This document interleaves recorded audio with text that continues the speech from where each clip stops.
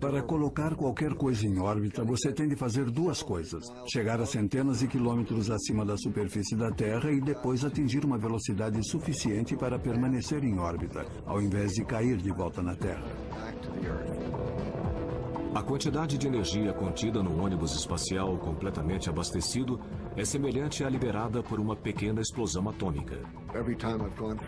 A cada lançamento pode-se sentir a potência bruta, é acachapante e, claro, a gente fica ali sentado, rezando para que nada dê errado, porque administrar toda aquela potência exige muito da tecnologia disponível. São necessárias 2.000 toneladas de combustível de foguete para empurrar o ônibus até sua órbita e para que ele atinja a velocidade necessária para contrabalançar a poderosa força da gravidade da Terra. Para permanecer em órbita, você tem de estar a quase 29 mil quilômetros por hora. Significa percorrer uns 8 quilômetros a cada segundo. Depois que atinge a órbita, não há nada que reduza a sua velocidade. Aí se desligam os motores e você perde seu peso, não sente mais a gravidade. Não há mais qualquer aceleração. Você permanece a uma velocidade constante dando voltas em torno da Terra. Mas para voltar para casa, o ônibus tem de reduzir quase toda essa velocidade. E tem de fazer isso sem usar potência própria. Toda aquela velocidade e energia tem de ser gastas pelo atrito com o ar da atmosfera, o chamado arrasto aerodinâmico. É a única maneira de perder a velocidade. Se você estiver numa canoa e colocar a lâmina do remo em posição perpendicular ao casco da canoa, isso reduz a velocidade do bote e a isso se chama de arrasto. A diferença é que o ônibus está se deslocando pela atmosfera a 25 vezes a velocidade do som. Bater em moléculas de ar a uma velocidade dessas cria um atrito tremendo e forma gases superaquecidos. Durante a reentrada, você está atravessando a atmosfera a milhares de metros por segundo. Você está a uma velocidade hipersônica. O gás fora do ônibus está a milhares de graus. É como se o ônibus estivesse sendo aquecido por um maçarico. Para a tripulação dentro da nave que brilha, o show de luzes é fascinante. Nós é que estamos brilhando desse jeito? Que coisa! Isso é espetacular. A visão pode ser espetacular, mas o ar superaquecido, cuja temperatura chega a 1.500 graus, pode ser fatal. No dia 1º de fevereiro de 2003, os 7 astronautas que estavam a bordo do ônibus espacial Columbia perderam suas vidas quando retornavam à Terra. Essa foi a primeira tragédia enfrentada pela NASA durante um procedimento de reentrada. Conduzir um veículo sem motor, que se desloca a 8 km por segundo, para fora de órbita e levá-lo até uma pista de pouso pré-determinada. As antigas cápsulas Mercury, Gemini e Apollo eram equipadas com paraquedas. Podiam aterrissar em qualquer ponto do oceano e por isso o alvo delas era enorme. Já com o ônibus, ou você pousa numa pista e tem que ser uma pista bem longa, por isso você só pode pousar num número limitado de pistas em todo o mundo ou vai se dar mal. Para voltar para casa, o ônibus utiliza a força da gravidade para conduzi-lo até a atmosfera. Mas para deixar a sua órbita e começar sua descida em direção à Terra, o ônibus ainda precisa perder velocidade, mas não muita. Para alterarmos nossa órbita o suficiente para que a parte mais baixa da órbita intercepte a atmosfera, temos que reduzir a velocidade por apenas umas poucas centenas de metros por segundo. É só um pequeno percentual e é uma alteração bem pequena em termos de energia total, mas é o que muda tudo, porque uma vez que a órbita intercepte a atmosfera, você começa a esbarrar numa porção de moléculas de ar, que criam muito atrito e fazem você perder velocidade rapidinho.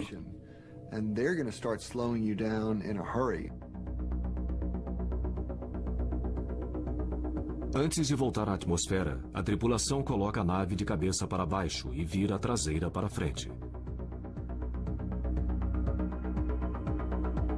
E aí começam a ser disparados os foguetes de manobra do ônibus em órbita.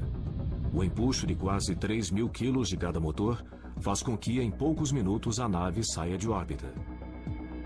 e ela começa a descer. Se o procedimento foi iniciado, não há como voltar atrás.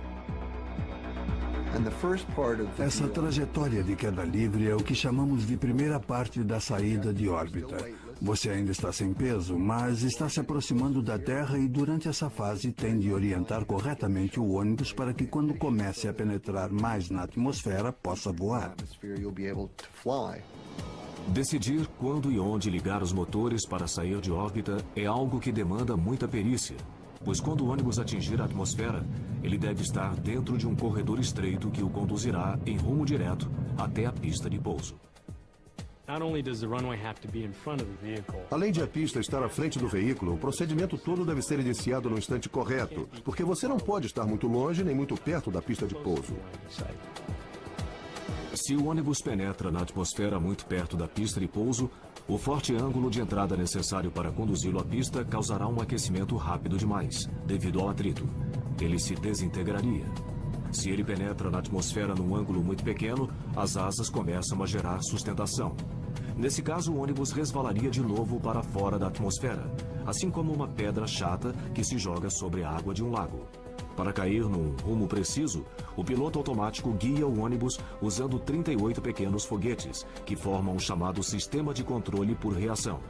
Eles ficam no nariz e na cauda da nave e disparam jatos curtos em qualquer direção que for necessária. Precisa-se de apenas 12 quilos de empuxo para manobrar o veículo. Parece pouco, mas não há atrito no espaço para impedir que o ônibus se desloque, por isso um foguete de 12 quilos é suficiente. Os engenheiros projetam cada reentrada para que o veículo atinja a atmosfera a menos de 8.000 quilômetros do local de pouso. Mas manter uma trajetória precisa enquanto se cai para a Terra é apenas parte do desafio da reentrada. O ônibus deve perder quase toda a sua velocidade. E deve fazer isso seguindo uma razão precisa. Se você tem um planador enorme que plana pouco melhor do que um tijolo, que é mais ou menos o caso do ônibus, e você mira bem de frente para a pista de pouso e tem uma altitude apenas suficiente para trocar pela energia necessária para chegar à pista, a sua margem de erro é mínima. O ônibus sem motor precisa gerar sustentação suficiente sob suas asas para planar por cerca de 8.000 quilômetros até o local do pouso. Ao mesmo tempo, ele tem de gerar arrasto suficiente para reduzir sua velocidade de Mach de 25 para umas poucas centenas de quilômetros por hora, sem se aquecer demais em decorrência do atrito. Usando dados obtidos em testes em túnel de vento, os engenheiros chegaram à conclusão que para manter esse equilíbrio delicado, o nariz do ônibus precisa estar para cima, num ângulo de 40 graus, quando ele penetra na atmosfera. Você tem de manter esse equilíbrio o tempo todo. Você altera ligeiramente o ângulo de ataque de 40 graus, fazendo-o variar mais ou menos 3 graus. É muito difícil atingir todos esses objetivos, manter a trajetória ao mesmo tempo em que se mantém o atrito e o aquecimento máximo dos níveis desejados. Com um ângulo de 40 graus na reentrada, o ônibus entra na atmosfera de barriga. Logo depois, ele é envolvido por um cobertor de fogo.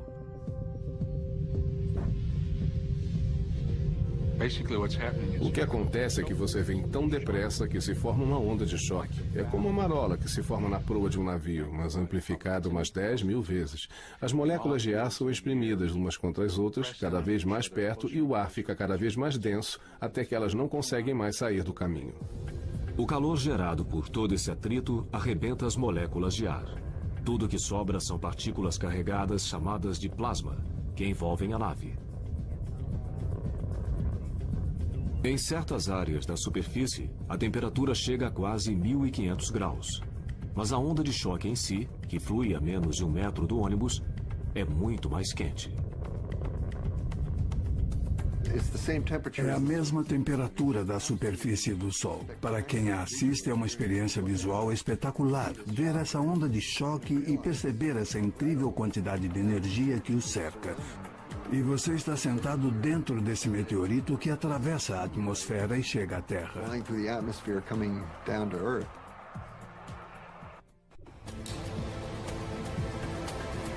Para um veículo cuja estrutura básica é feita de liga de alumínio, parecida com as usadas em aviões, a exposição a esse nível de calor seria catastrófica. O alumínio começa a se derreter a algumas centenas de graus apenas. Acima de 540 graus ele se mantém derretido. Para proteger a nave e sua tripulação, os engenheiros tiveram de inventar uma maneira para isolar a estrutura desse calor mortal.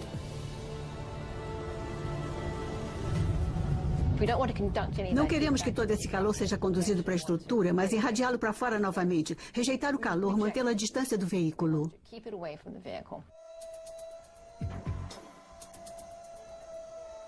E isso requer um sistema de proteção térmica capaz de resistir a temperaturas de até 1.500 graus. No caso do ônibus espacial, esse material deve ser reutilizável, uma coisa que não havia ocorrido antes. Nos primeiros anos do programa espacial norte-americano, as cápsulas Mercury, Gemini e Apollo eram cobertas por um produto à base de carbono e plástico chamado de ablativo. Sob calor intenso, esse material ablativo queima e forma gases. Nesse processo de evaporação, os gases se espalham pela atmosfera, afastando-se da cápsula, carregando consigo o calor da reentrada. Embora seja eficaz, o material ablativo só pode ser usado uma única vez, e é também muito pesado.